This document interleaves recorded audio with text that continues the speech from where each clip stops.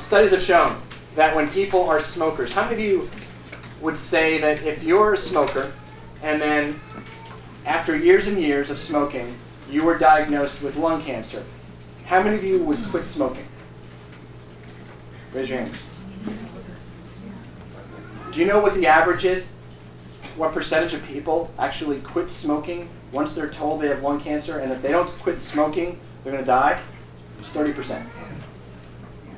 Why? Because they didn't change this. Every single one of them knows that it's bad for them. Now, I mean, I used to be young and idealistic. When I started my practice, I had this thing where everyone deserves to be healthy. But maybe I'm jaded. Maybe the last 12 years has affected me. But I believe everyone deserves to know the truth. I believe everyone deserves to have a chance. I believe everyone deserves to have a second chance and a third chance.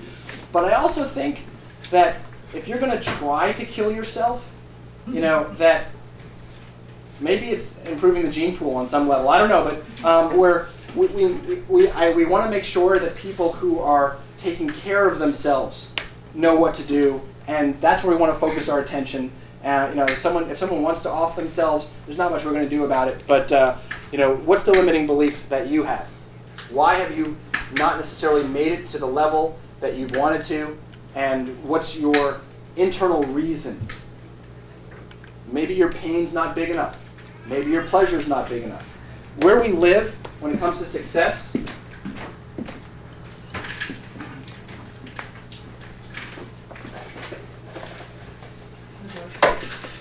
what's that? Door. You can write on the door. Oh.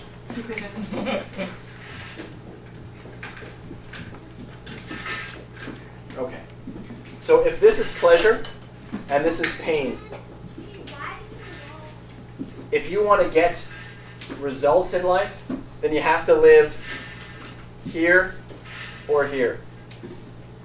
If you say to somebody, how much do you love exercise?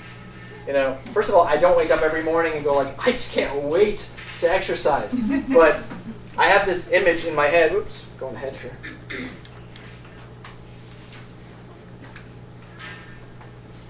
Where if I don't exercise, I can create enough emotional pain in my head and in my body, and just to say, I can call myself all sorts of names or whatever it might take, but that's driving me this way.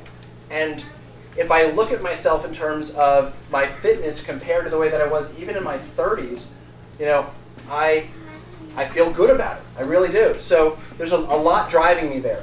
If you take a look at what's called the Maslow hierarchy of success, there's a psychology of success which states that if you meet your basic human needs for love and connection, for growth, for, there's a whole bunch of them, for having consistency in your life and being, and spontaneity. So there's all sorts of driving forces. And if you can meet at least 3 of those basic human needs at an 8, 9, or 10, or avoiding a negative 8, 9, or 10, then you literally become addicted to that thing.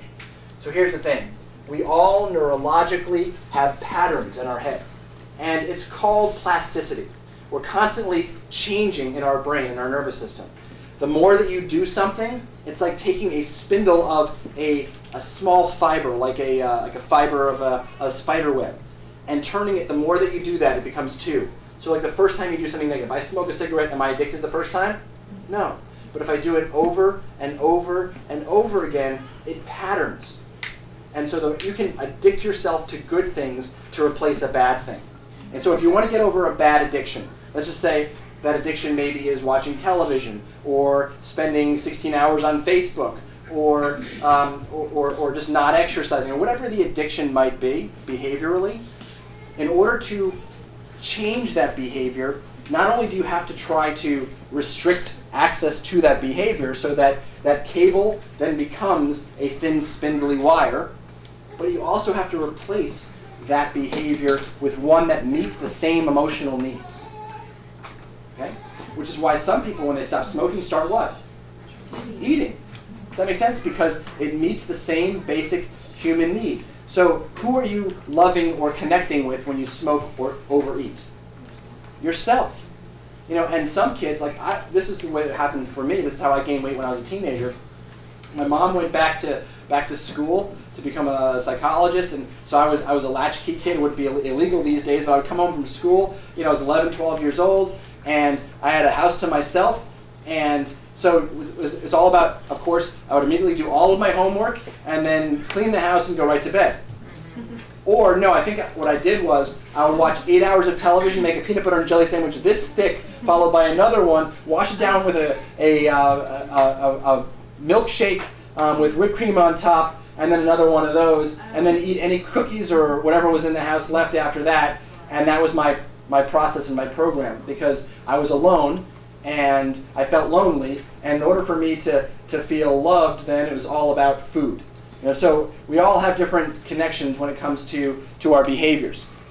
So make sure that you set up your limiting belief. So my limiting belief is, take a minute and write down that the reason why I haven't been able to blank in the past, whether it's exercise, eat right, whatever it might be in the past, afford to take care of my family in this way or the other, is because of this.